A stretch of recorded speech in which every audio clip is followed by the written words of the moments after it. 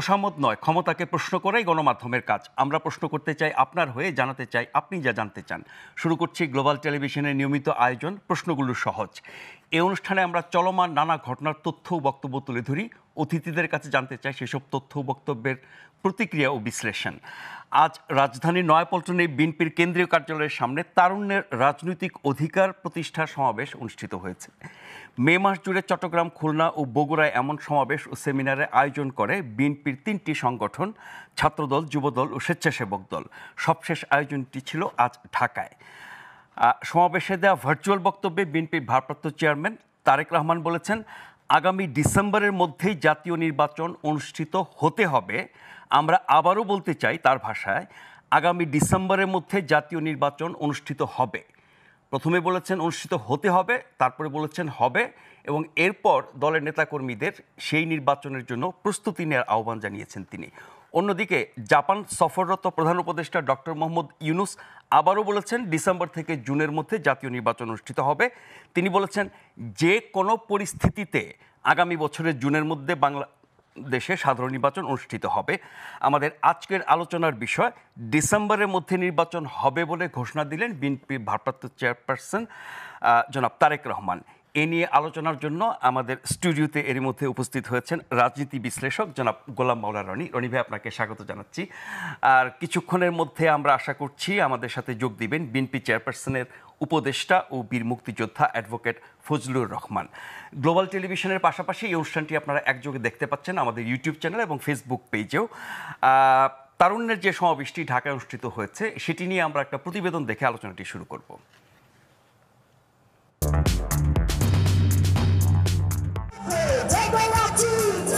অন্তর্বর্তী সরকারের 10 মাস পর তরুণদের নিয়ে বিএনপির 3 সংগঠনের আয়োজনে রাজধানীর নয়াপল্টনে এই বিশাল সমাবেশ। দেশের 4টি বিভাগের লাখো তরুণ একসাথে বিভিন্ন স্লোগানে দাবি তোলেন আগামীর বাংলাদেশ গড়তে তারুণ্যের রাজনৈতিক অধিকারের। অস্থায়ী মঞ্চে শীর্ষ নেতাদের উপস্থিতি, একে একে তরুণদের অনুপ্রাণিত করতে দেয়া হয় উদ্দীপনাময় বক্তব্য।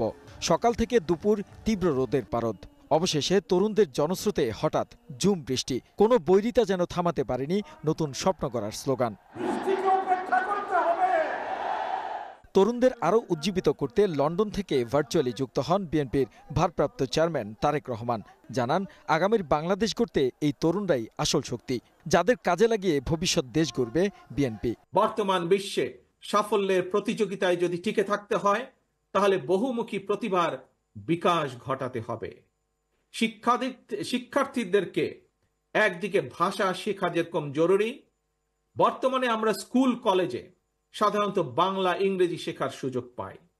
তবে এর পাশাপাশি আমরা যদি আরো কিছু ভাষা, যেমন আরবি, ম্যান্ডারিন, জার্মান, ফ্রেঞ্চ সহ এ ধরনের বহুল প্রচলিত একটি তৃতীয় ভাষা, এবং যদি সম্ভব হয় তাহলে চতুর্থ ভাষা হিসেবে আরেকটি ভাষা শিখাতে পারি, তাহলে আমি ব্যক্তিগতভাবে বিশ্বাস করি বাংলাদেশের ভবিষ্যৎ সন্তানদের জন্য বিশ্ব বাজার উন্মুক্ত হয়ে পড়বে। দেশের সব সংকট কাটিয়ে উঠতে দরকার দ্রুত নির্বাচন, কিন্তু বিভিন্ন তালবাহানায় পেছানোর চেষ্টা চলছে মন্তব্য করে তিনি বলেন, অন্তর্বর্তী সরকারের কারো রাষ্ট্র চালানোর ইচ্ছে থাকলে জনগণের কাতারে এসে নির্বাচন করতে হবে। কথিত অল্প সংস্কার আর বেশি সংস্কারের অভিনব শর্তের আবর্তে ঘুরপাক খাচ্ছে আগামী জাতীয় নির্বাচনের ভবিষ্যৎ। এরই ভিতরে জনগণ বিশ্বাস করতে শুরু করেছে সংস্কার নিয়ে সময় ক্ষেপণের আড়ালে অন্তর্বর্তীকালীন সরকারের ভেতরে এবং বাইরে কারো কারো মনে হয় কিছু ভিন্ন উদ্দেশ্য রয়েছে। অন্তর্বর্তী সরকারকে কোনো কাজে নিজেদের ভাবমূর্তি নষ্ট না করার সতর্কতা জানিয়ে তারেক রহমান বলেন, ডিসেম্বরে জাতীয় নির্বাচন হতে হবে, তাই প্রস্তুতির নির্দেশ দেন নেতাকর্মীদের। অন্তর্বর্তীকালীন সরকারের প্রতি আহ্বান, আগামী ডিসেম্বরের মধ্যেই জাতীয় নির্বাচন অনুষ্ঠিত হতে হবে। আবারও আমরা বলতে চাই, আগামী ডিসেম্বরের মধ্যেও জাতীয় নির্বাচন অনুষ্ঠিত হবে। নতুন প্রজন্মের প্রিয় ভাই বোনেরা, আজকের এই সমাবেশ, প্রিয় দেশবাসী, আগামী ডিসেম্বরের মধ্যে আপনারা জাতীয় নির্বাচন অনুষ্ঠান যাতে অনুষ্ঠিত হয় তার প্রস্তুতি নিতে শুরু করুন। পরে সবার সাথে স্লোগান তোলেন, আর কোনো দেশের পিণ্ডি নয়, সবার আগে বাংলাদেশ। দিল্লি নয়, পিন্ডি নয়, নয় অন্য কোন দেশ, সবার আগে বাংলাদেশ। ঢাকা, সিলেট, ফরিদপুর, ময়মনসিংহ এই 4 বিভাগের লাখো তরুণদের জমায়েত। বলছেন এই তরুণদের রাজনৈতিক অধিকার প্রতিষ্ঠার মাধ্যমে নির্মিত হবে আগামীর নতুন বাংলাদেশ। আওলাদ বাবলু, গ্লোবাল টেলিভিশন, ঢাকা। রনি ভাই, ডিসেম্বরের মধ্যে নির্বাচনের দাবি বিএনপির অনেক দিনের। এই দাবি করতে করতে আজকে যেই ভাষায়, যে শব্দচয়নে, যেই ভাবে প্রকাশ করলেন জনাব তারেক রহমান, হতে হবে এবং হবে, তার জন্য প্রস্তুতি নেয়া, বাস্তবতা কি বা তার এই আস্থার মানে ভিত্তিটা কি বলে মনে করেন? আপনার বিশ্লেষণ কি বলে? এখন আসলে পুরো মাঠ তো ফাঁকা, এবং সেখানে রাজনৈতিক দল বলতে আসলে বিএনপিকে বোঝায় ভোটের রাজনীতিতে। জামাত সংঘবদ্ধভাবে একটা শক্তি, তবে ঢাকা শহর এবং আরও 2-4টি জেলা শহর বা বিভাগীয় শহরে, চট্টগ্রামে তাদের একটা শক্তি আছে, রাজশাহী শহরে তাদের একটা শক্তি আছে, সাতক্ষীরা, তারপরে বাগেরহাট, এরপরে চাঁপাইনবাবগঞ্জ, এরকম এলাকার ভিত্তিতে তাদের কিছু শক্তি আছে। কিন্তু টেকনাফ থেকে তেঁতুলিয়া পর্যন্ত আওয়ামী লীগের contemporary in all respect, Jubodal, Chhatradal, Juboleague, Chhatraleague, মূল মহিলা আওয়ামী লীগ আর যুব মহিলা লীগের কন্টেম্পোরারি যে শক্তিগুলো, এটা কেবলমাত্র বিএনপির আছে। 2 নম্বর হলো যে অর্থ, টাকা। আপনি দেখেন এই যে অনুষ্ঠানে আসছে, এই অনুষ্ঠানে সবার মাথায় ক্যাপ।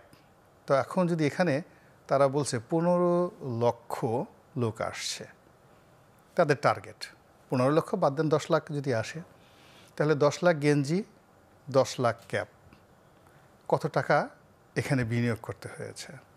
এক একটা ছেলে যারা এসছে, গড়ে যদি আপনি 500 থেকে 1000 টাকা তাদের ট্রান্সপোর্টেশন কস্ট, দুপুরের খাওয়া 1000 টাকা যদি ধরেন, তাহলে এখানে একটা বিশাল যে বিনিয়োগ, এই যে অর্থনৈতিক যে ব্যাকবোন, এটা কেবলমাত্র বিএনপির আছে। কাজেই এই যে বিএনপির যে অর্থনৈতিক ব্যাকবোন, আপনি 10 লাখ গেঞ্জি টি শার্ট কিনেন তো মার্কেট থেকে কত টাকা লাগে, 10 লাখ ক্যাপ ম্যানেজ করেন, তারপরে 1000 টাকা করে এক একজনের পেছনে খরচ করেন, একটা মঞ্চ করেন, আরও অনেক হাঙ্কি বাঙ্কি বিভিন্ন রকম খরচ আছে। তো এইভাবে দেখেন সারা বাংলাদেশে 4টি বিভাগে যদি এরকম বড় বড় আপনি ব্যয়বহুল অনুষ্ঠান করেন, তার সঙ্গে সঙ্গে আবার বিভিন্ন ইনফ্লুয়েন্সার আছে, তারুণ্যের যারা আইকন হিসেবে পরিচিত এই সময়টিতে, তাদেরকে এনে বিভিন্ন যাকে বলা হয় অডিটোরিয়ামে একাধিক সিরিজ অনুষ্ঠান করা হয়েছে। অর্থাৎ রাজপথে অনুষ্ঠান করা হয়েছে এবং ঘরোয়া অনুষ্ঠান না, ঠিক অডিটোরিয়ামের মধ্যে করা হয়েছে, অনেকটা সেমিনার বা সিম্পোজিয়াম হিসাবে। তো এই জিনিসগুলোতে ব্যাপক উপস্থিতি, ব্যাপক সাড়া, মানে ঘরের মধ্যেও সাড়া, বাইরেও সাড়া। তো এটা অনেকটা, তারেক রহমান তো এখন বিএনপির পিতা, জাস্ট লাইক এ ফাদার।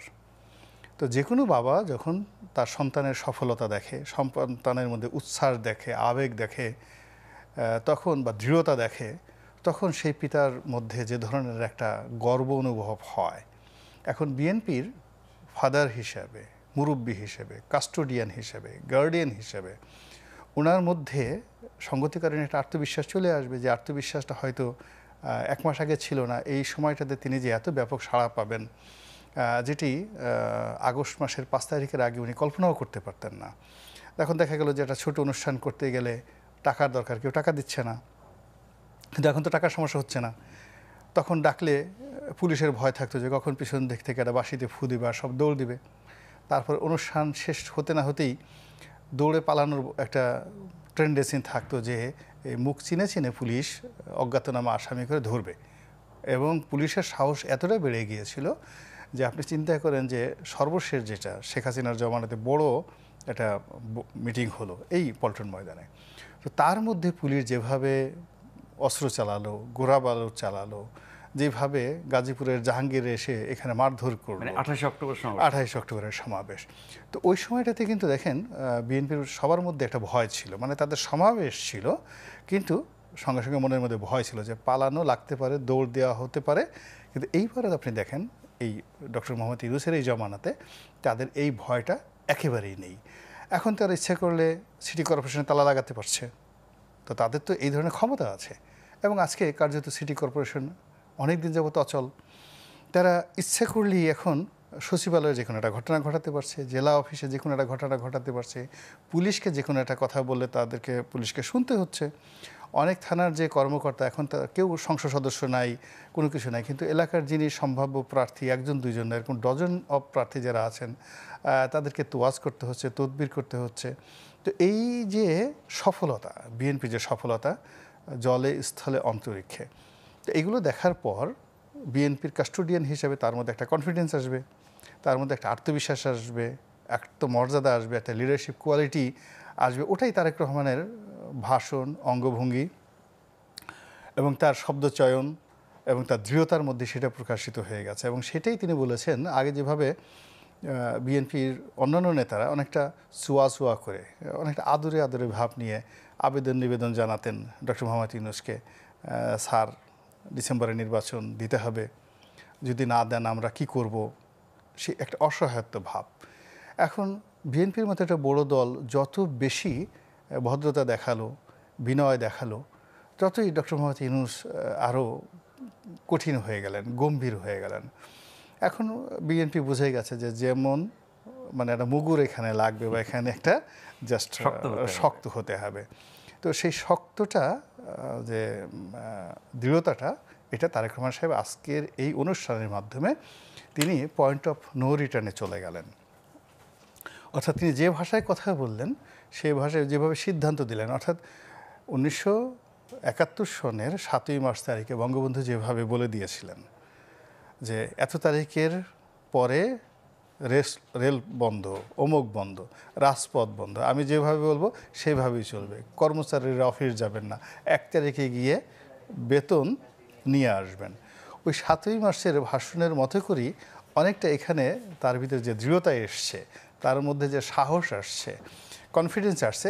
আর কয়দিন পরে নেক্সট দেখা গেল এবার এই তারুণ্যের সমাবেশ করেছে, তারুণ্যের পরে তো উনি এরপরে যুবকদের একটা সমাবেশ করবেন, যুবকদের পরে উনি যদি বলেন আমি একটা মহিলা সমাবেশ করব, তারপরে আমি একটা পৌরদের সমাবেশ করব, বৃদ্ধদের সমাবেশ করব, সব জায়গাতেই কিন্তু এরকম লোকজন আসবে। এবং সেখান থেকে তিনি যদি আরও কঠোর যাকে বলা হয় কোনো ঘোষণা দিয়ে দেন, সেক্ষেত্রে বর্তমান সরকার তাদেরকে এটা মোকাবেলা করতে হবে in terms of power, in terms of যাকে বলা হয় policy, in terms of strength and everything. এবং সেটা না করলে এই যে বিএনপির যে লোকজন যেভাবে খেপেছে, এই খেপানো যে মনোভাব, এই মনোভাবকে সামাল দেওয়ার মতো অবস্থা নাই। এটা হলো ইন জেনারেল। দ্বিতীয়ত হলো যে এটা যদি অন্য একটা দিক আপনি দেখেন, সেটি হলো যে এই সমাবেশটা এই মুহূর্তে কেন হলো, এই মুহূর্তে এটা কী দরকার ছিল। আজ ঢাকা শহর কার্যত অচল, কিন্তু তারপরে কেন দরকার ছিল। দ্বিতীয়ত হলো যাকে দেখাবেন তিনি এখন জাপানে। আজ যদি তিনি ঢাকা শহরে থাকতেন এবং তিনি যদি যমুনাতে থাকতেন, তিনি বুঝতেন যে পুরো ঢাকা শহর কীভাবে একেবারে অচল হয়ে গেছে। একদিকে ওখানে এরশাদ সাহেবের নেতৃত্বে গুলিস্তানের পুরো এলাকাটা অচল, এরপর আবার শিক্ষা ভবনের সামনে কারা যেন আন্দোলন করছে, পুরো শিক্ষা ভবন অচল, কার্জন হলের ওই এলাকা। আর তারুণ্যের এই সমাবেশের কারণে বলতে গেলে তো এই যে এখনও পর্যন্ত ঢাকা অচল অ্যাট দিস মোমেন্ট। আপনি তেজগাঁও যান, মগবাজার যান, সব জায়গাতে শুধুমাত্র অচল অবস্থার জন্য কি যারা আন্দোলন বা সমাবেশ করেছে তারাই দায়ী, নাকি যেই কারণে এই সমাবেশ সেই কারণ? আমি তার আগে একটু জানিয়ে দিতে চাই, আমাদের সাথে এরই মধ্যে যোগ দিয়েছেন বিএনপি চেয়ারপারসনের উপদেষ্টা এবং বীর মুক্তিযোদ্ধা অ্যাডভোকেট ফজলুর রহমান। ফজলুর ভাই, আপনাকে স্বাগত জানাচ্ছি আমাদের। আপনাকে আমি ধন্যবাদ জানাচ্ছি। আমার একটু দেরি হয়ে গেছে, আমি দুঃখ প্রকাশ করছি। আজকে তো খুবই মানে কঠিন অবস্থা, রাস্তার অবস্থা ভালো না। সেটাই রনি ভাই বলছিলেন। এখন ধরেন যে কোনো কর্মসূচি নিলে পরে ঢাকা শহর অচল হয়ে যায়, আর বড় কর্মসূচির ক্ষেত্রে তো বটেই। কিন্তু যারা কর্মসূচি নিচ্ছেন, দাবি দাওয়া নিয়ে মাঠে নামছেন, তাদের দাবির যৌক্তিকতা, তাদের সেই গণতান্ত্রিক অধিকার, নাগরিক অধিকার, সেগুলোও তো বিবেচ্য বিষয়। আপনি বলছেন ডক্টর ইউনূস দেশে নাই, কিন্তু নিশ্চয়ই তিনি সে খবর পেয়েছেন। এবং আমরা জাপান থেকে ওনার যে বক্তব্য শুনলাম সেটি তিনি আগের কথাই বলেছেন যে ডিসেম্বর থেকে জুন, এবং যে কোনো পরিস্থিতিতে জুনের মধ্যে নির্বাচন হবে। আমরা যদি এই দুজনের বক্তব্য পাশাপাশি রাখি, জনাব তারেক রহমান বললেন ডিসেম্বরের মধ্যে নির্বাচন হতে হবে এবং হবে। আর ডক্টর ইউনূস বলেছেন আগের কথাই জুনের মধ্যে হবে যে কোনো পরিস্থিতিতে। তার মানে কি নির্বাচন নিয়ে দুপক্ষকে একরকম মুখোমুখি অবস্থান বা ইউ আর রাইট, এখানে পয়েন্ট অফ নো রিটার্নে চলে গেছেন। এখানে যদি ডিসেম্বরের মধ্যে নির্বাচন বিএনপি আদায় করতে না পারে, তাহলে বিএনপির যে এই মুহূর্তে যে জোশ রয়েছে, খ্যাতি রয়েছে, নেতৃত্বের এই মুহূর্তে যে যাকে বলা হয় তাদের যে চেইন অফ কমান্ড রয়েছে, এই জিনিসটিকে নতুন করে আবার গড়ে তুলতে হবে জানুয়ারিতে। তখন ওই জমানাটা হয়ে যাবে ইনুস এরা। এই গেল এক। 2 নম্বর হলো যে জনাব তারেক রহমান সাহেব যেভাবে নির্বাচনের প্রস্তুতি নিতে বলেছেন, অর্থাৎ ডিসেম্বরে যদি নির্বাচন হয় 3 মাস আগের থেকে যদি আপনি ধরেন, তাহলে তো আপনার জুলাই আগস্ট থেকেই আপনাকে অ্যাবসলিউটলি সব কিছু করতে হবে। এবং সেটি যদি হয়ে যায় তাহলে আসলে এই যে সংস্কার বলেন, ইউনূস সাহেবের অন্য যে সকল প্রোগ্রাম বলেন, চট্টগ্রাম বন্দরের এই যে অপারেটর নিয়োগ, তারপর শেষে করিডোর দেওয়া, বা এই যে কাতারে গিয়ে যে এখন যে উপদেষ্টা যার মানে বিএনপি যার পদত্যাগ চাচ্ছিল, তিনি এখন কাতারে বৈঠক করছেন এবং শুনছি জামাতের নেতারাও সেখানে যাচ্ছেন। তো সেখানে যে পলিসিগত সিদ্ধান্ত হবে আমেরিকান যারা লোকজন আছে, সব জিনিসগুলো বঙ্গোপসাগরে একেবারে ডুবে মরবে। তো এখানে দুটো পক্ষই দাঁড়িয়ে আছে। এবং এখানে আপনি যেটা বললেন যে ডক্টর মোহাম্মদ ইউনূস এখন জাপানে আছেন এবং তিনি সেখানে বসে তো দেখছেন, আসলে তিনি কিছু দেখছেনও না, শুনছেনও না। তিনি যদি দেখতেন এবং শুনতেন, আজকের এই পরিস্থিতি কিন্তু তৈরি হতো না। বিএনপি কিন্তু আসলে এই ডিসেম্বর মাসে নির্বাচনটা প্রথম দিকে চায়নি। বিএনপি চেয়েছে যে আইনশৃঙ্খলা ভালো থাকুক, সব কিছু চলুক এবং এর 1 বছর 2 বছর ক্ষমতায় থাকুক, এটা তাদের একটা মেন্টাল প্রিপারেশন ছিল। আমার যতটা তারা বাধা দিতে চাচ্ছিল না। কিন্তু সরকারের মধ্যে যে ধরনের ছলচাতুরি, যে ধরনের চালাকি, তারপরে যে ধরনের লক্ষণগুলো দেখা যাচ্ছে, তাতে বিএনপি সন্দেহ করছে তাদেরকে। এখানে ভয় এবং সন্দেহ, হ্যাঁ, সে কারণে চাপ না, এখন বিএনপির অস্তিত্বের বিষয় হয়ে গেছে।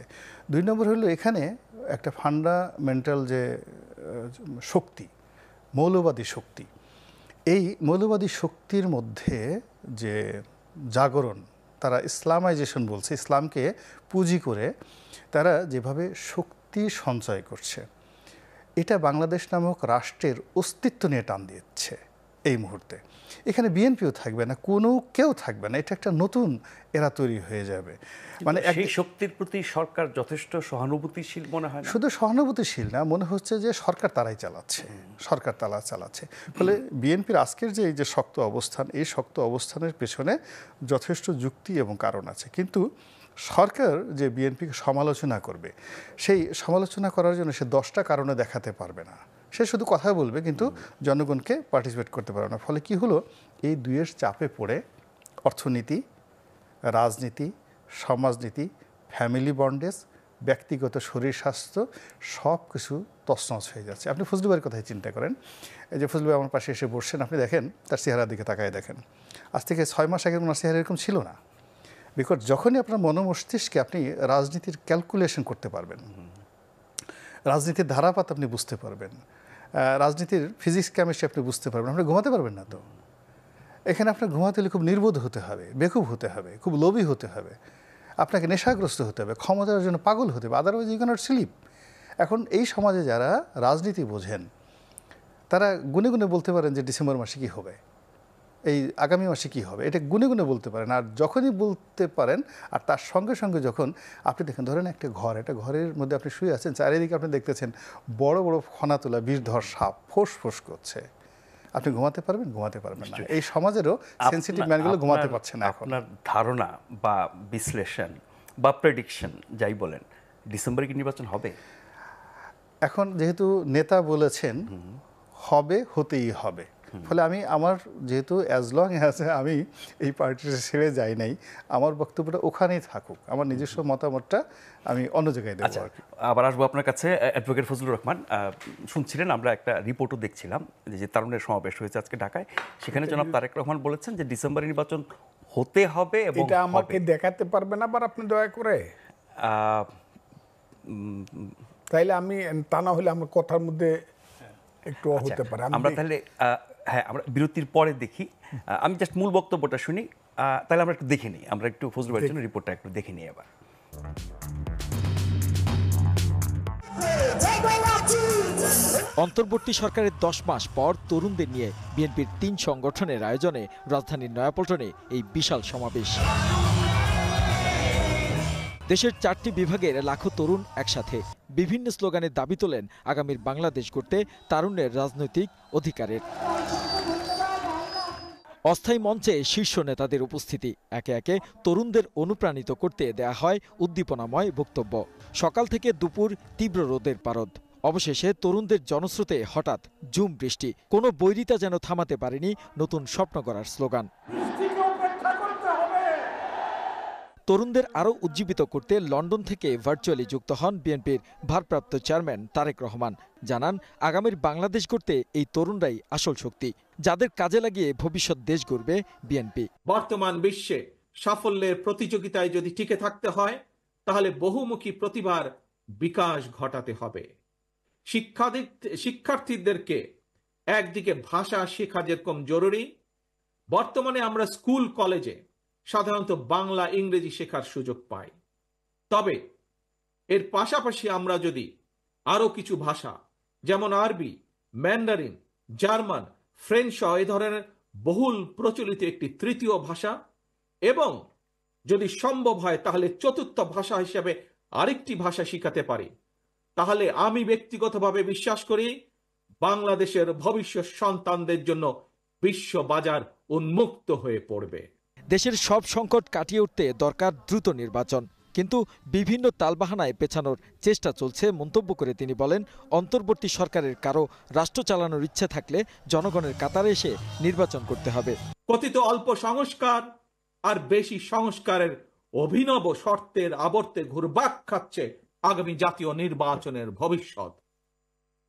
এরই ভিতরে জনগণ বিশ্বাস করতে শুরু করেছে সংস্কার নিয়ে সময় ক্ষেপণের আড়ালে অন্তর্বর্তীকালীন সরকারের ভেতরে এবং বাইরে কারো কারো মনে হয় কিছু ভিন্ন উদ্দেশ্য রয়েছে। অন্তর্বর্তী সরকারকে কোনো কাজে নিজেদের ভাবমূর্তি নষ্ট না করার সতর্কতা জানিয়ে তারেক রহমান বলেন, ডিসেম্বরে জাতীয় নির্বাচন হতে হবে, তাই প্রস্তুতির নির্দেশ দেন নেতাকর্মীদের। অন্তর্বর্তীকালীন সরকারের প্রতি আহ্বান, আগামী ডিসেম্বরের মধ্যেই জাতীয় নির্বাচন অনুষ্ঠিত হতে হবে। আবারও আমরা বলতে চাই, আগামী ডিসেম্বরের মধ্যেও জাতীয় নির্বাচন অনুষ্ঠিত হবে। নতুন প্রজন্মের প্রিয় ভাই বোনেরা, আজকের এই সমাবেশ, প্রিয় দেশবাসী, আগামী ডিসেম্বরের মধ্যে আপনারা জাতীয় নির্বাচন অনুষ্ঠান যাতে অনুষ্ঠিত হয় তার প্রস্তুতি নিতে শুরু করুন। পরে সবার সাথে স্লোগান তুলেন, আর কোনো দেশের পিণ্ডি নয়, সবার আগে বাংলাদেশ। দিল্লি নয়, পিণ্ডি নয়, নয় অন্য কোনো দেশ, সবার আগে বাংলাদেশ। আমরা একটা ছোট্ট বিরতি নিয়ে এসে কি আলোচনাটা শুরু করব? তাহলে ছোট্ট একটা বিরতি নিচ্ছি, ফিরে এসে আমরা অ্যাডভোকেট ফজলুর রহমানের বক্তব্য দিয়ে আবার শুরু করব। আশা করছি সে পর্যন্ত আমাদের সাথেই থাকবেন।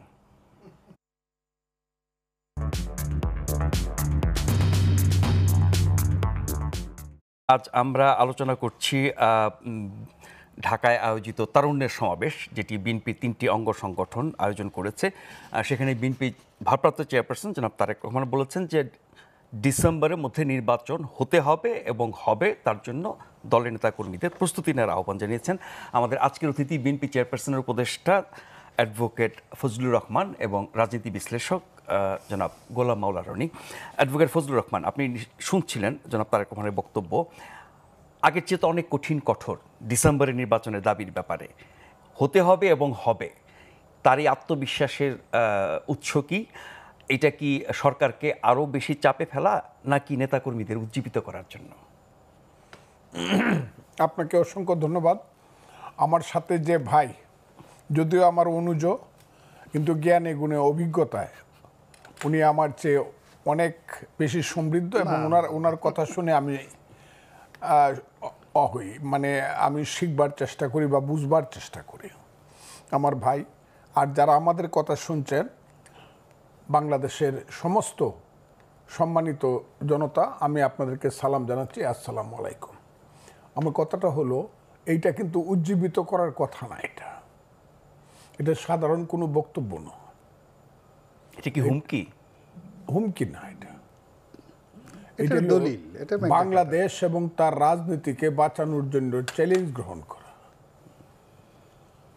এই কথাটা মানুষ শুনতে চেয়েছিল বিএনপির কাছ থেকে।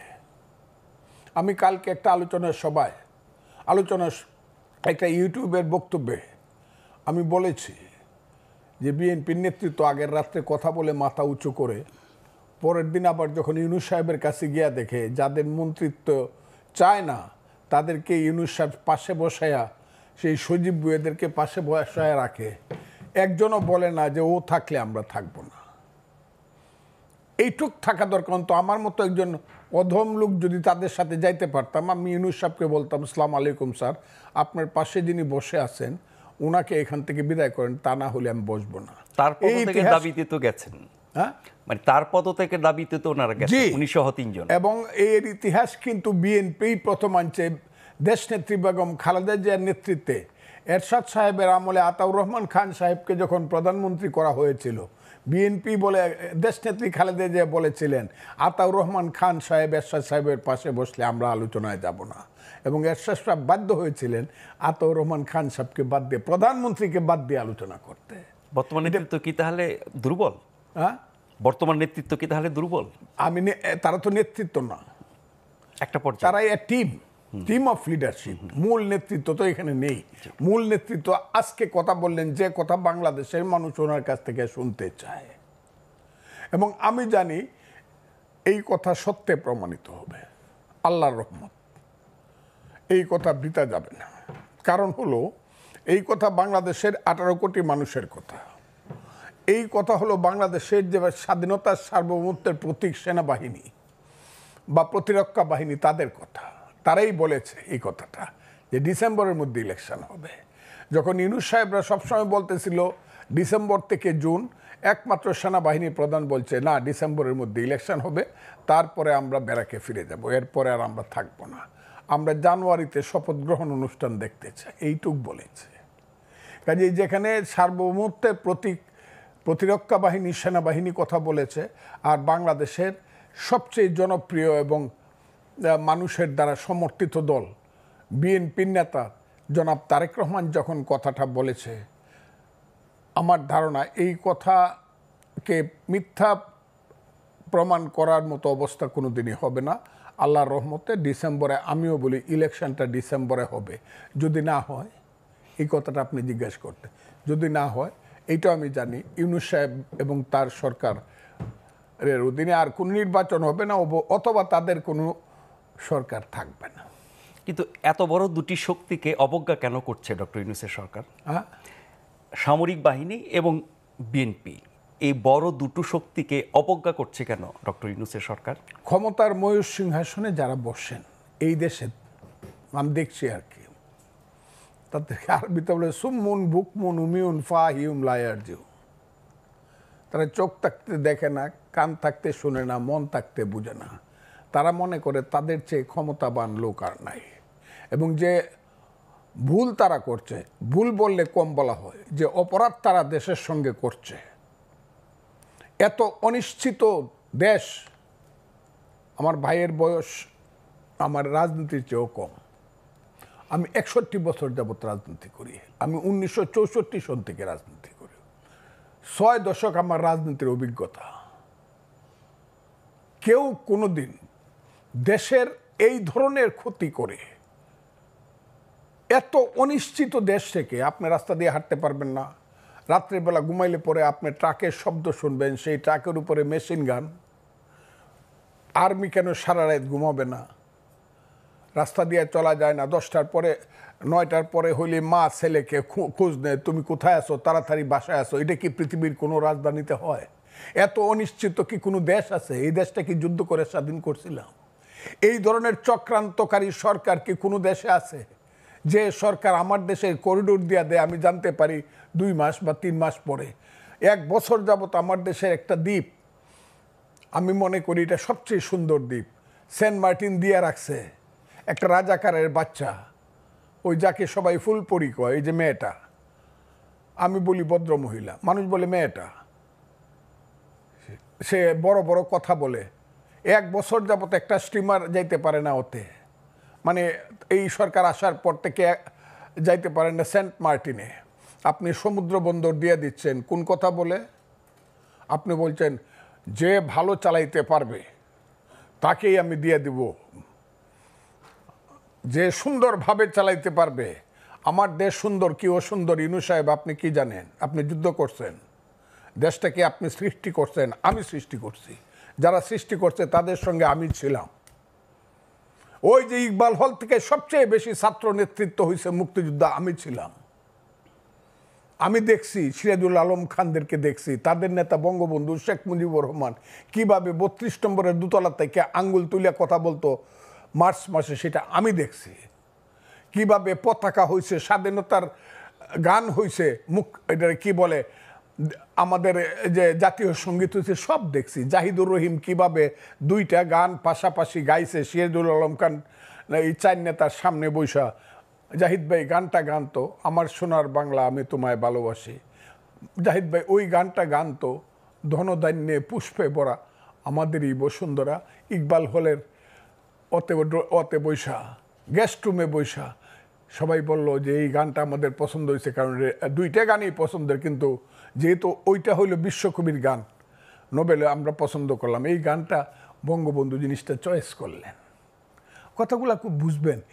সেই দেশ যুদ্ধ করে স্বাধীন করছি আমার মা, মুক্তিযুদ্ধ আমার মা, মায়ের পেট থেকে আমার দেশ বেরিয়েছে। সেই মাকে আপনি বলেন আমি শাড়ি দিতে পারি না, হইতে পারে পুরান শাড়ি পরে আমার মা, আমার মাকে আমি ভালোভাবে 3 বেলা খাবার দিতে পারি না, ঔষধ দিতে পারি না আমার মা। আপনি বুঝি আইসা বলবেন এই তোর মারে জমিদারের কাছে বিয়ে দিয়ে দিই, তাইলে সুন্দর বেনারসি শাড়ি পরতে পারবে, সেই মাকে আমি দিয়ে দিব? আমার চট্টগ্রাম বন্দর দিয়ে দিলে বাংলাদেশ থাকে? আমার কান্না আসে, ওনারা আসবে না ওইভাবে, কারণ আমি যুদ্ধ করে দেশ স্বাধীন করছি। চট্টগ্রাম বন্দর দিয়ে দিলে বাংলাদেশ থাকে কি? আপনি করিডোর দিয়ে দিতে চান, আমরা বুঝি না? আমরা বুঝি না বার্মার থেকে কালকে কি করে আমার দেশের রাষ্ট্রদূতকে বের করে দেওয়া হয়েছে কেন? ও এরা আমাদের বন্ধু রয়েছে এখনো। আমি ইউনুস সাহেব বা ইউনুস সাহেবের এইসব ধরনের ওই যে পান্ডা পুন্ডা ছেলে পেলে, আমি ফজলুর রহমান, আমি বুঝি না চীনের সঙ্গে আমার সম্পর্ক কোথায় যাবে, বার্মার সম্পর্ক আমার কোথায় যাবে। ওই জায়গাটা যে একটা গাজা উপত্যকা হবে, লেবানন হবে চিরদিনের জন্য, রাতে ঘুমাইলে পরে বোমার আওয়াজ হবে, আমি এটা বুঝি না, নাপাম বোমার আওয়াজ হবে, মেশিন গানের আওয়াজ হবে। ওই যে গাজা উপত্যকা আজকে দেখলাম 36,000 মানুষ একসাথে মারা গেছে। আমার দেশটাকে ইউনুস সাহেব নিতে চান কোথায়? দিব না আমার দেশ, আমি না খাইয়ে থাকবো। আমার দেশ যেভাবে পারি আমি বাঙালি জাতি বাংলাদেশের মন চালাবো। আপনি দিয়ে দেওয়ার কে? আপনি দিয়ে দেওয়ার কে? আপনাকে রাইট দিছে বাংলাদেশটাকে আপনি দিয়ে দিবেন বন্ধক? কেন দিবেন আপনি? কোনো রাজনৈতিক দলের জিজ্ঞাসা করার প্রয়োজন মনে করলেন না, এমনকি জানানোরও মনে করলেন না। এখন আবার অস্বীকার করেন। কে খলিলুর রহমান বাংলাদেশের? আমি তো বললাম, আমি ওই দিনও বলছি, আজকেও বলি, ফজলুর রহমান যাকে চিনে না সে বাংলাদেশের নিরাপত্তা বাহিনীর লিডার হয় কেমনে? প্রতিরক্ষা বাহিনীর সে মন্ত্রী হয় কেমনে? দায়িত্ববান লোক হয় খলিলুর রহমান। ইতিহাস তো আমি দেখি 2001 সালে তারা কি ছিল? একটা প্রাইভেট সেক্রেটারি ছিল। ওই প্রাইভেট সেক্রেটারি বাম হাতের নিচে থাকে রাজনীতিবিদের। গেঞ্জি যত দামি হোক কেউ শার্টের উপরে পরে না। আমলা যত বড়ই হোক রাজনীতিবিদের চেয়ে সে বড় না। আপনি ওই 11টা মানুষকে আনছেন আপনি মার্কিন নাগরিক হিসাবে, বিদেশি নাগরিক। আমি এদেরকে বলি 1757 সালের রবার্ট ক্লাইভ। সেই রবার্ট ক্লাইভ সাদা ছিল, এরা হইল কালো রবার্ট ক্লাইভ। এদেরকে দিয়ে আপনি আমার দেশের সংবিধান বদল করবেন? যে সংবিধান 30 লক্ষ লোকের রক্তের আকরে লেখা সংবিধান, ও সংবিধান তাজউদ্দিন বুঝে না? না, সৈয়দ নজরুল সংবিধান বুঝে না? আসাদুজ্জামান খানরা, মনোরঞ্জন ধর, ডক্টর কামাল হোসেনরা সংবিধান বুঝে না? ওই আলী রিয়াজ বুঝে সংবিধান। আলী রিয়াজ ডক্টর কামাল হোসেনের মোহরের কাজ করে দেখে তো বুঝে কিনা, ডিক্টেশন নিতে পারে কিনা। ওই যে রাতের পর রাত না ঘুমাইয়া 381 ঘন্টা বিতর্ক করে 9 মাসের সংবিধান করলো, সেইটা বাংলাদেশের সংবিধান ছুঁড়ে ফেলাই দিয়ে নতুন করে লিখে দিব। কেসকি বান্দির পুতের নাম সুলতান খা, বাংলাদেশের সংবিধান লিখে দিব। আমার তো সহ্য হয় না। এরা কারা? ইলেকশন করো, মেম্বারের ভোট পায়ে দেখাও যে আমি মেম্বার যে 2,500 ভোট পায়ে মেম্বার হয় ইউনিয়ন পরিষদে, আমি সেই ভোটটা পাইছি, দেখাও। বাপের বেটা হইলে গোপনে করো কেন? সকালবেলা একরকম কও, বিকালবেলা আরেক রকম কও, অন্ধকারে রাখো, মানুষকে মুনাফেকের মতো বিশ্বাসঘাতকতা করো, ছোট ছোট বাচ্চাদেরকে দিয়ে চিলড্রেন পার্টি করাও, আর মাথার মধ্যে হাত দিয়ে বলো তোমরা হবা বাংলাদেশের নেতা, ছাত্র তরুণরা বাংলাদেশ চালাবে। সেই ছাত্র তরুণ 9-এ পড়ে, 10-এ পড়ে, মেট্রিক পাস করছে, সে যদি দেশ চালায় তাহলে তো আমি ফজলুর রহমান 70 ঊর্ধ্ব ব্যক্তি গিয়ে আমার গিয়ে ক্লাস 9-এ ভর্তি হতে হবে, ওই গোলাম মোরার ননির গিয়ে আইএ ফার্স্ট ইয়ারে ভর্তি হইতে হবে, না তো স্কুল কলেজ সব বন্ধ হয়ে যাবে। সমস্ত ছাত্ররা এখন ইউএন অফিসে গিয়া, ডিসি অফিসে গিয়া, বিভিন্ন মানে ওয়াটার বোর্ডের অফিসে গিয়ে বসে থাকে, সচিবালয়ে গিয়ে বসে থাকে, ডিসি কিভাবে পরিবর্তন করা যায়, কাম কিভাবে নেওয়া যায়, প্লট কিভাবে নেওয়া যায়। এর জন্য এই দেশটা আমরা সৃষ্টি করছিলাম। আমার দেশের সমস্ত তারুণ্য ধ্বংস হয়ে যাচ্ছে। এক একটা ছেলে 5ই আগস্টের আগে আমরা মনে করছি এরা বুঝি পৃথিবীর সবাই ফিডেল ক্যাস্ট্রো চে গুয়েভারা, আর এখন দেখা যায় আঙ্গুল ফুললে কলা গাছ, কলা গাছ ফুললে বট গাছ, বট গাছ ফুলে দুরা বট গাছ হইছে। ঘর আছে দর নাই, মানুষ আছে রাও নাই, বাড়িতে একটা ঘর নাই, দরজা নাই, সেই সব ছেলেগুলা বিমানে যায় বাড়িতে। এগুলো আমরা দেখি, আমি দেখার দরকার নেই, মানুষ দেখে এগুলা। যাদের পিছনে এক সময় 7 লক্ষ লোক মিছিল করে আসতো, তাদের পিছনে এখন 700 লোক যায় না, 150 লোক হয় না 3 দিন মাইক মারলে পরে। তাদের সাথে আবার ইউনুস সাহেব গিয়া মিটিং করে প্রথম, এনসিপি পার্টি প্রথম, আর এদের পিছনে বিএনপি যায়। আমি তারেক রহমান সাহেবকে বলবো আপনি আমাদের নেতা, বাংলাদেশের নেতা, বিএনপিকে বলবো এনসিপি যেখানে বসবে আগে তারা রেজিস্ট্রেশন করে আসুক, তারপরে আপনারা গিয়ে বসবেন। তা না হলে বসলে পরে আমাদের অপমান হয়, বাংলাদেশের মানুষের অপমান হয়। এনসিপি কে? কোথায় আছে এনসিপি? বাংলাদেশে ঢাকা শহরে কিছু ছেলে পেলে বাদ দিলে এই দেশটাকে একটা চক্রান্তের মধ্যে ফেলে দিয়ে গণতন্ত্রকে হত্যা করা হচ্ছে। এই দেশটাকে একটা চক্রান্তের মধ্যে ফেলে দিয়ে এই দেশের সমস্ত মানুষের মানবাধিকারকে হত্যা করা হচ্ছে। আর এই দেশটাকে আস্তে আস্তে ধীরে ধীরে কইলে পরেই তো আমারে বকবো, যে বকা বক্তাছে আমার উপরে ফতোয়া হয়েছে আমি মরলে নাকি আমার নামে জানাজা পড়া যাবে না, আমি নাকি কাফের। আমি কথা বললেই হবে? দেশটাকে আমরা এদের জন্য করছিলাম? এই দেশটাকে আমরা স্বাধীন করছিলাম কেন? কি স্লোগান ছিল? এই যে মুক্তিযুদ্ধ হইল, 47কে ভুল প্রমাণিত করে মুক্তিযুদ্ধ হয়েছে। 47 ভুল প্রমাণিত হয়েছে এই দেশে 52 সনে। যেদিন বলা হয়েছে আমার মায়ের ভাষা, মুখের ভাষা, যেদিন বলা হয়েছে 62 সন, 64 সনে শিক্ষা আন্দোলনে আমি বাঙালি, আমার শিক্ষা ব্যবস্থা ভিন্ন রকম হবে, বাংলা হবে উর্দুর সমান সমান একটা ভাষা, সেই দিনই তো পাকিস্তানের 47 ফলস প্রমাণিত হয়েছে। যেদিন 6 দফা দিয়ে দিছে শেখ মুজিবুর রহমান, 7ই জুনে যেদিন স্লোগান হয়েছে তুমি কে আমি কে বাঙালি বাঙালি, যেদিন 69 সনে 11 দফা আন্দোলনের স্লোগান দিয়ে আসাদরা মারা গেছে, মতিউররা মারা গেছে, তোমার আমার ঠিকানা পদ্মা মেঘনা যমুনা। 70 সনে বঙ্গবন্ধু শেখ মুজিবুর রহমানের নেতৃত্বে 7ই ডিসেম্বর যখন মেজরিটি হইয়া পাকিস্তানের ক্ষমতা পাওয়ার কথা ছিল, দেয় নাই, যখন স্লোগান দিছে বীর বাঙালি অস্ত্র ধরো বাংলাদেশ স্বাধীন করো, সেই তো যুদ্ধ করছিলাম। আমি তো স্লোগান দিছিলাম পিন্ডি না ঢাকা, ঢাকা ঢাকা। আমি তো স্লোগান দিছিলাম পাঞ্জাব না বাংলা, বাংলা বাংলা। সেই যে বাংলা, কোন বাংলা? সেই বাংলা হলো গণতন্ত্রের বাংলা। গণতন্ত্রের জন্য দেশে যুদ্ধ হয়েছিল। ইউনুস সাহেব বুঝেন, আপনি অনেক বড় মাপের মানুষ, আপনি আমার চেয়ে 10 বছরের বড়, আপনাকে আমি এমনি ব্যক্তিগতভাবে সেলিউট করি, কিন্তু আপনি কি বুঝেন গণতন্ত্র কাহাকে বলে, ইহা কত প্রকার কি কি? আমরা যখন যুদ্ধ করি বাংকারে থাইকে থাইকে পাঞ্জাবির বুকে যখন ট্রিগার টিপি, পাশের ছেলেটা যখন গুলি খাইয়া 5 হাত উপরে উঠে বলে মামা, মাকে তুমি দেখো, সেই মা পাগল হয়ে মারা গেছে। ইউনুস সাহেব বুঝেন মুক্তিযুদ্ধ কাহাকে বলে? সেই মুক্তিযুদ্ধ করে লাখ লাখ লোক শহীদ হয়েছে।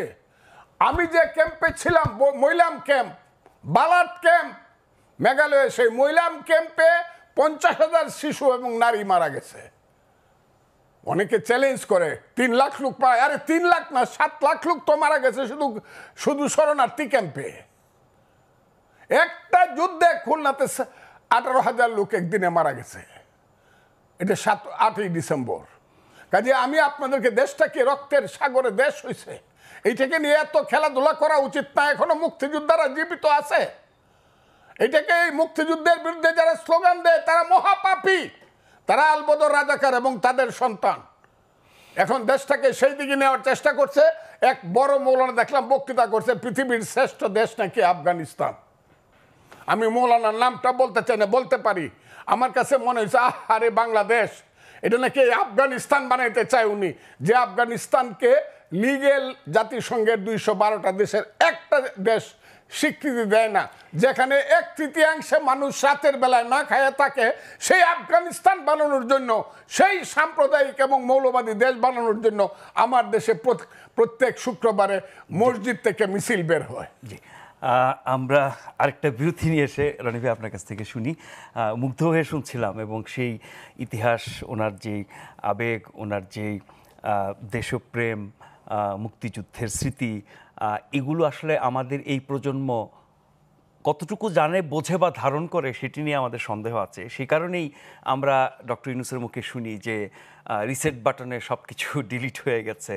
এবং এই প্রজন্ম বা যাদেরকে আমরা আন্দোলনে দেখেছি, যারা দল গঠন করেছেন, তারা 71 মুক্তিযুদ্ধ, মুক্তিযোদ্ধা, মুক্তিযুদ্ধের নায়ক মহানকদের নিয়ে যা কিছু বলেন, সেগুলো শুনে মনে হয় যে যেই বাংলাদেশ সৃষ্টি করেছেন অ্যাডভোকেট ফজলুর রহমান ভাইরা, তারা কি তার বিপরীতে কিছু দাঁড় করাতে চান কিনা। সেই জায়গায় নিশ্চয়ই বড় বড় রাজনৈতিক দল, দেশপ্রেমিক মানুষ, মুক্তিযোদ্ধা, তাদেরই সবচেয়ে সোচ্চার হতে হবে। আরেকটা ছোট্ট বিরতি নিয়ে ফিরে আসছি, এবারও আশা করছি আপনাদেরকে সাথে পাবো।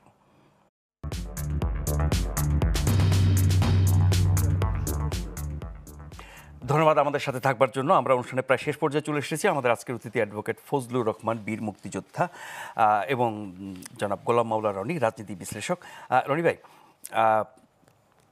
ফজলু ভাই যেই জায়গায় শেষ করেছেন, ওইটা সূত্র ধরে যদি একটু বলি যে আমরা এই 24-এর গণঅভ্যুত্থানের পরে যাদের আস্ফালন দেখছি, সেই অভ্যুত্থানকারী ছাত্র নেতৃত্ব বলি, তাদের নতুন দল বলি, তার সাথে বিভিন্ন ধর্মভিত্তিক সংগঠন বলি, ডক্টর ইউনূস এদের প্রতি অনেক বেশি সহানুভূতিশীল। তার মানে হচ্ছে যে উল্টো রাজনীতির পথে যারা আছেন, আমরা যদি বাংলাদেশের জন্ম, মুক্তিযুদ্ধ, ইতিহাস, ফজলু ভাইরা যেগুলো তৈরি করেছেন, তার বিপরীত শক্তিকে তিনি ইন্ধন দিয়ে যাচ্ছেন। এর তাৎপর্য কি? আমি 1 মিনিটে কথা বলি, আমার ডায়াসটা ফজলু ভাইকে দেবো, কারণ প্রথম পার্টে বেশি কথা বলেছি। এখানে মূল বক্তব্যটা হলো যে বাংলাদেশ যে রাষ্ট্রটা তৈরি হয়েছে, এই রাষ্ট্রটা তৈরি হওয়ার জন্য এখানে ধর্মনিরপেক্ষতা, এখানে হাজার বছরের বাঙালির যে অভ্যাস, খাদ্যের অভ্যাস, চেহারা, চরিত্র, এই বাংলার 4500 নদ নদী, এই বাংলার গাঙ্গেয় বদ্বীপ, যারা সংবিধান রচনা করেছেন তারা এই রচনা করার সময় বঙ্গোপসাগরকে মাথায় রেখেছেন, পদ্মা, মেঘনা, যমুনাকে তারা মাথায় রেখেছেন। এবং এই পদ্মা, মেঘনার, যমুনার যে বালুচরে যে পশু পাখি আছে, তাদেরকেও মনে রেখে তারা সংবিধান রচনা করেছেন।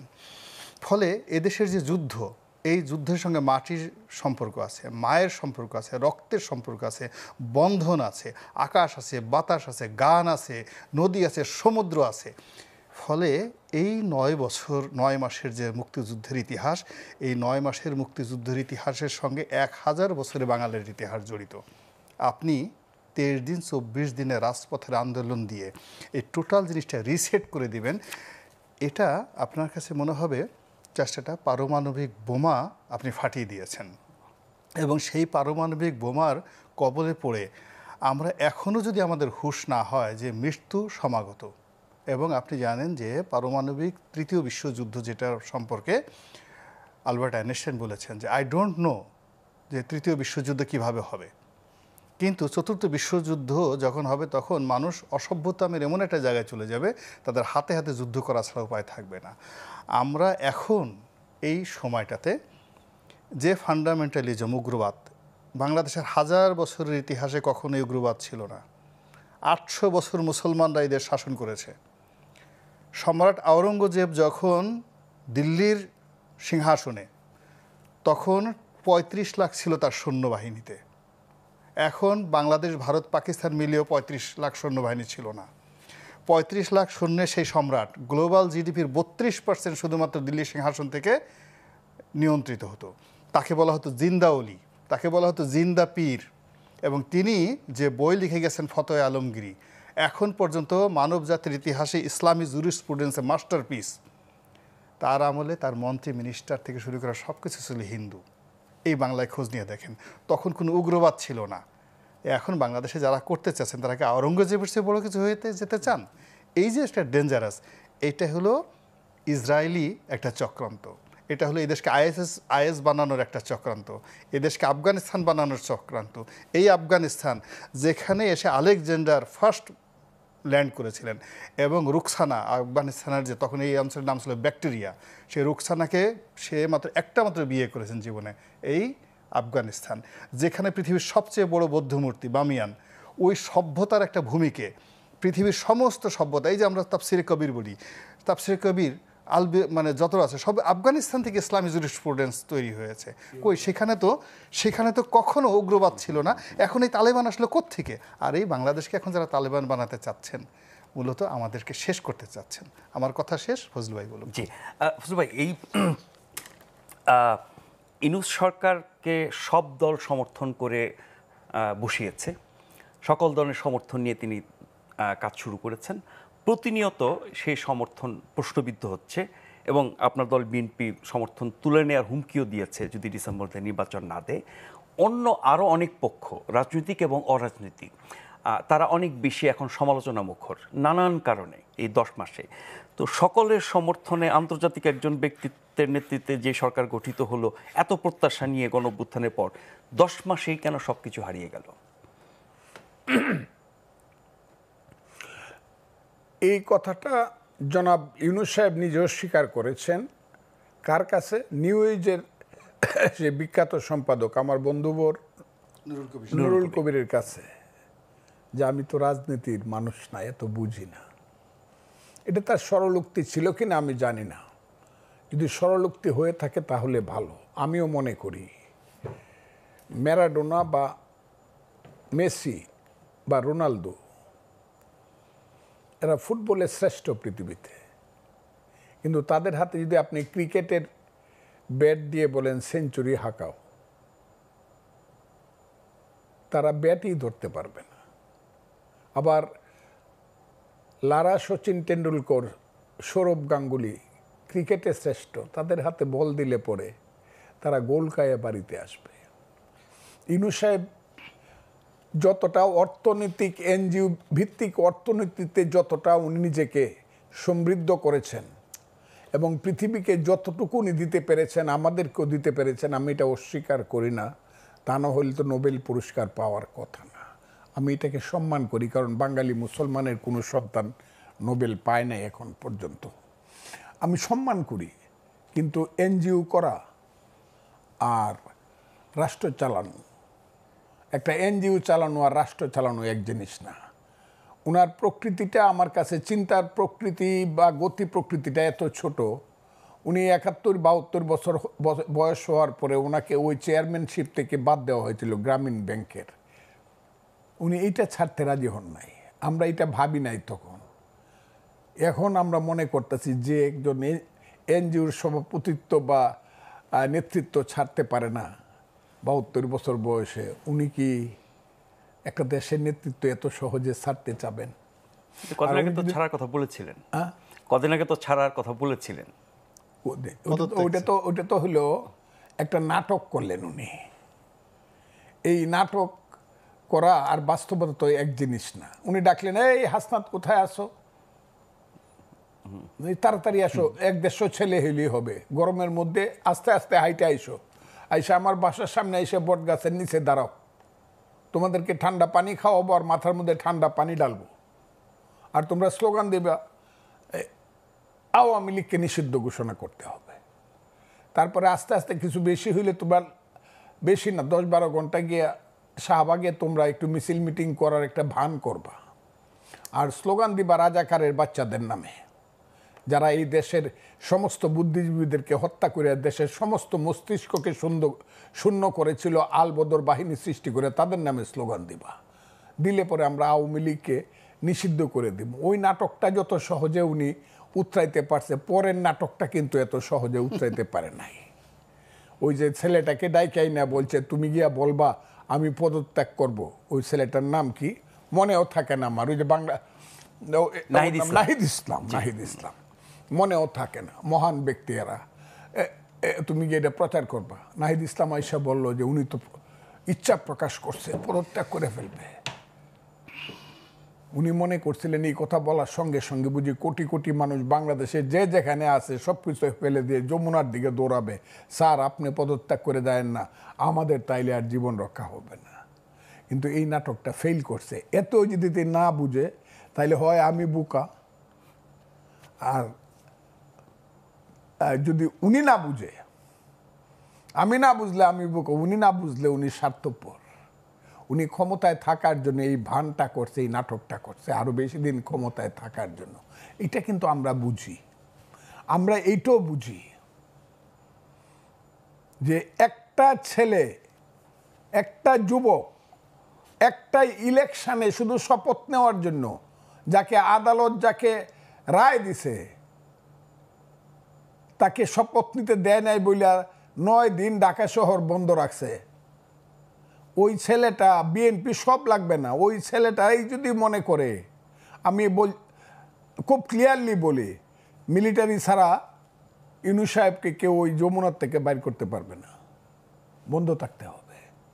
কাজে এই জায়গাতে গিয়ে জিনিসগুলো দাঁড়াইছে এখন, যে উনি যদি এবং উনার লোকজন যদি নিজের দেশ স্বার্থে বাংলাদেশকে ব্যবহার করতে চায় এবং আন্তর্জাতিক দাবা খেলার চক্রান্তে যদি ওনারা ঢুকে যেতে চায়, বাংলাদেশের মানুষ কিন্তু এটা মেনে নিবে না। আমি চাই না, তখন তো একটা সংঘাত তৈরি হবে, এই দেশে একটা গৃহযুদ্ধ হোক। আমি চাই না বারবার ওই ছেলেটা, ওই যে মাহফুজ আলম যাকে উনি বলছিলেন মাস্টার মাইন্ড, ও 3 দিন বলছে যে এই দেশে গৃহযুদ্ধ হবে। আমি চাই না গৃহযুদ্ধ হোক, তবে এই দেশে যদি আমার দেশ যদি বন্ধক দিয়ে দিতে হয় তাইলে এই দেশে কিন্তু মুক্তিযুদ্ধ একটা হবে। গৃহযুদ্ধ আর মুক্তিযুদ্ধ একরকম না, এখনো মুক্তিযুদ্ধরা জীবিত আছে, আমি বলে দিলাম।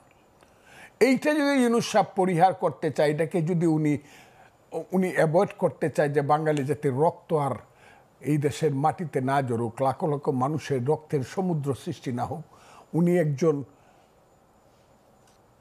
জ্ঞানী মানুষ হিসাবে, নোবেল লরিয়েট হিসাবে ওনার কাছে আমি হাত জোর করে অনুরোধ করব, উনি আমার 10 বছরের বড়, পাক্কা 10 বছরের বড়, ওনার কাছে আমি অনুরোধ করব আপনি দয়া করিয়া একটা নির্বাচন ডিসেম্বরের মধ্যে দেন। ডিসেম্বরে দেন না, তারেক রহমানের কথা রাখার দরকার নাই, আগেই দেন। বিএনপির কথা দরকার নাই। আপনি অক্টোবরে দেশে প্রথম ইলেকশন হয়েছে, 1 অক্টোবরে 2001 সনে 1 অক্টোবরে ইলেকশন হয়েছে, আপনি অক্টোবর মাসেও ইলেকশন দিতে পারেন। সেই ইলেকশনটা আপনি কিন্তু বিএনপি বা তারেক রহমানের কথা রাখলে কি উনি ছোট হয়ে যাবেন? বিএনপি বা তারেক রহমানের কথা রাখলে কি ডক্টর ইউনূস ছোট হয়ে যাবেন? নাকি তার যারা এখনো যে অবস্থানে আছে, আমি আপনাকে বলি, দেখেন 1969 সনের 25শে মার্চ আন্দোলনের মধ্য দিয়ে এহিয়া খান আসলো, সিনে আসলো, আইয়ুব খান পর্দার অন্তরালে চলে গেল। পরের দিন আপনি শেষ করতে হবে। বঙ্গবন্ধু শেখ মুজিবুর রহমান একটা স্টেটমেন্ট করলেন পত্রিকাতে, ইয়েস সামরিক শাসন আমি সমর্থন করি না, কিন্তু আপনাকে 1 বছর সময় দেওয়া হলো, এর মধ্যে আপনাকে নির্বাচন করতে হবে। আজকে তারেক রহমানের এই বক্তব্যটা কি ওরকম কঠোর বার্তা? আমি মনে করি এই বক্তব্যটা তারেক রহমানের এইটা একটা হয়ে থাকবে, মাইল ফলক হয়ে থাকবে।